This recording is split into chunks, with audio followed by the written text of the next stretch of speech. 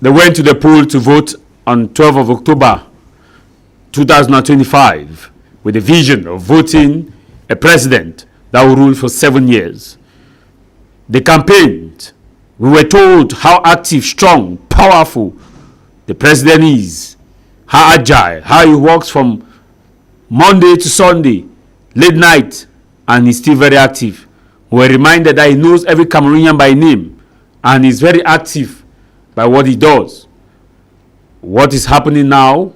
Why the urgency of the position of a vice president? Why the haste of a bill that was supposed to have been given to members of parliament to review and get back to their constituencies and ask questions and answer questions? Why the haste in a situation where we have been told that the prime minister is the head of government and controls the government? Why the haste of someone that will represent the president internationally in case he's not disposed, where we have top-ranking government officials who can be delegated to have the power? Why the haste to tell us that the vice president will be appointed and can be terminated anytime without even giving a clear-cut dichotomy of what his job description will be? Why the appointment system can an appointed vice president schooled an appointed principal or schooled an appointed head of department in a university will all appointed by the head of state? Are we not far from reality of what happened of recent in the Port Autonome when the appointed prime minister and minister gave an order at the Port Autonome and the appointed director general of the Port Autonome gave his own, which means an appointee has no power over another appointee because all of them have a strata. In other countries, the vice president has a clear-cut role with the mandate of the people. Is this not taking away what the people voted in 2025? Were we lied to as far as the agile nature, the strength, the powerful, the vigor and rigorosity of the commander-in-chief? Those of you who looked at us in the eyes and told us how strong it is are still those of you defending and voted in favor of this bill.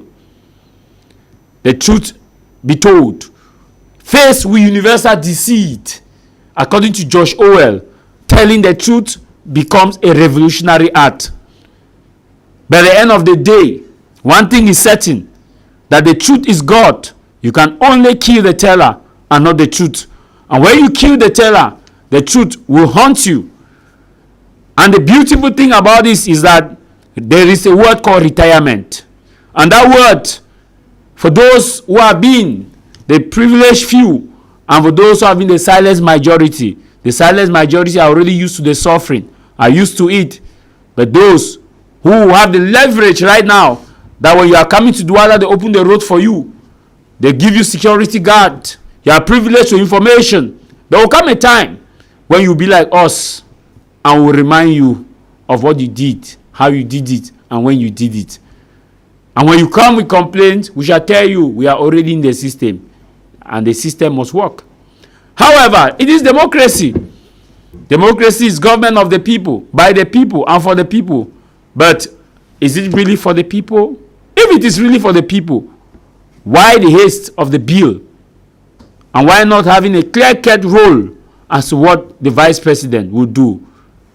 And we are also told by part of the Article 15, sub 15, that the vice president, if he takes over, he may, in consultation with the Constitutional Council, participate in an election and also may dismissed members of government, appoint new one, and do a cabinet reshuffle. This is House of Commons with me, Tah Mai Javis. Happy Easter.